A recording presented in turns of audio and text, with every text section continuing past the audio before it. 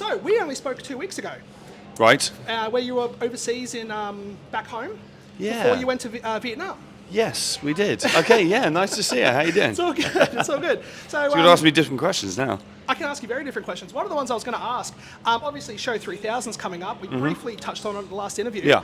Alexandria Palace was Yes. the choice for the venue. How did you come across Alexandria Palace as being the place to go? I've played there a few times before. I used to live 5 minutes walk away from it. I'm sad that I don't anymore because it would make the after show easy.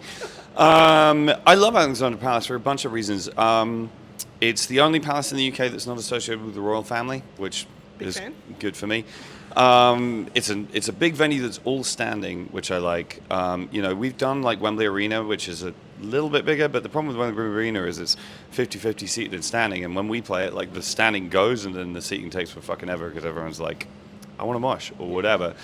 And then finally, and this is not a minor thing for me, the cool thing, because it's basically just one enormous room, you can have as big an ADA section as you want to have. Do you know what I mean? There's no limit on the number of... Because I'm a patron of a charity called Able2 UK, which is all about disabled access to venues and blah, blah, blah. And it's like, you can make the disabled area as large as you want. There's no limit to it. And that's really cool because it is frustrating for me. You play a room and then the ADA tickets sell out before the rest of it, and then you've got people who want to come. And access is important to me. Absolutely, it certainly is. Now you've done the 6 shows, I think, in the last, or 5 shows in the last 6 days. Yeah, maybe. Yeah. I don't know. I don't remember. today being the last show of this tour before you head off to Japan. Are you feeling a bit burnt out, or? Yeah. I mean, I've basically been on tour since roughly March now, and it's been a long fucking year, and.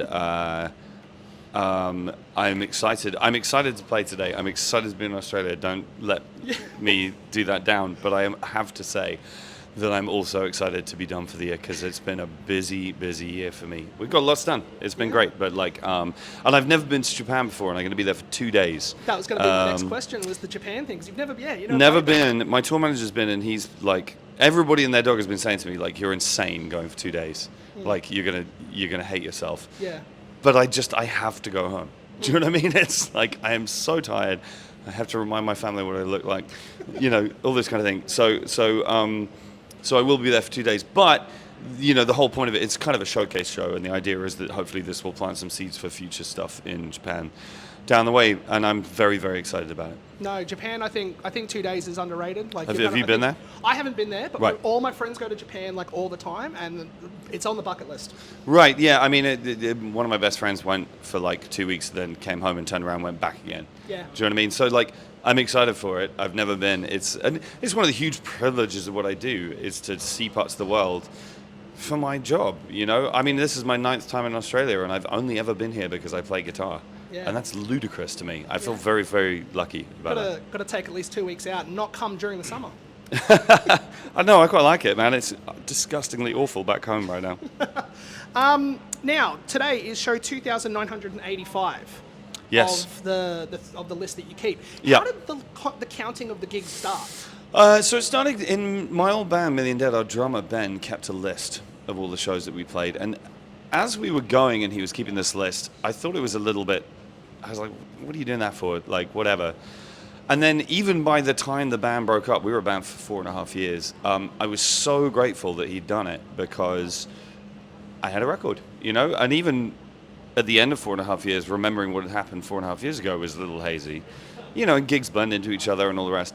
So when I started doing solo stuff, I started keeping a list and I put it on my site. It's a record of what I'd done with the most of my adult life. The other thing to say as well is that the first 2, maybe 3 years of my solo career, I was touring on my own, like 100% on my own. No crew, no tour manager, nothing else.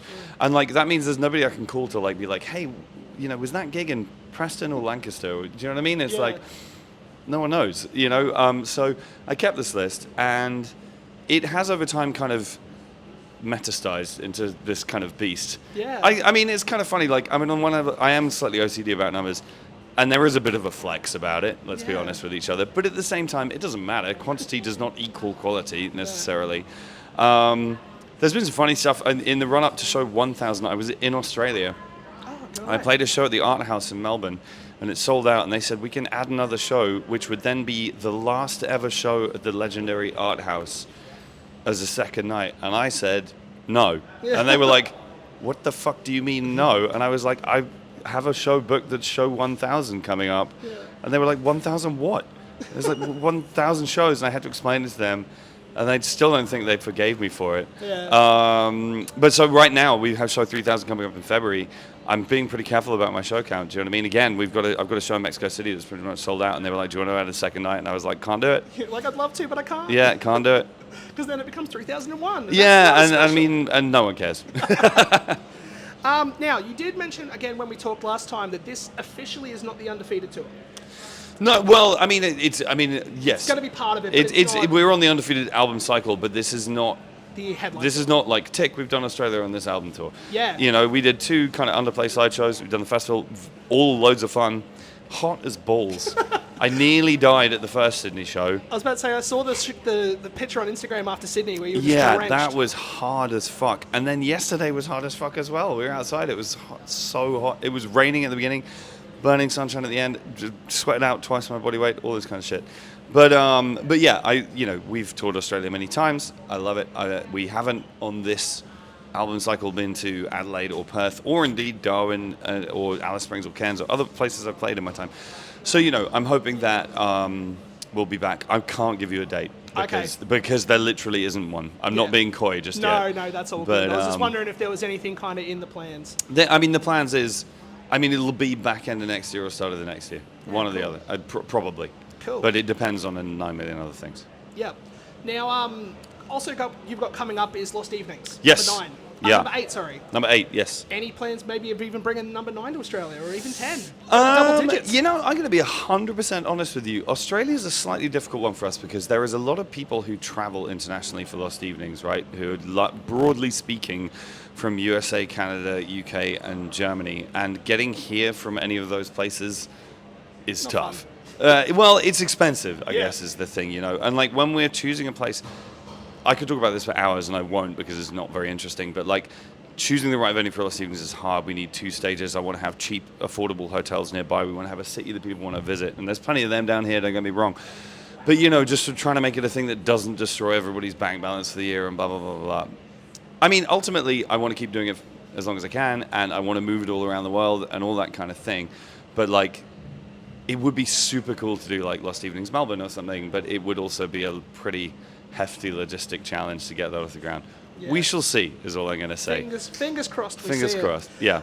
That's all I really have for you. I'm just wondering, I'm asking everyone, any bands that you have seen on Good Things so far or you want to see today now that you're wrapping up the final day?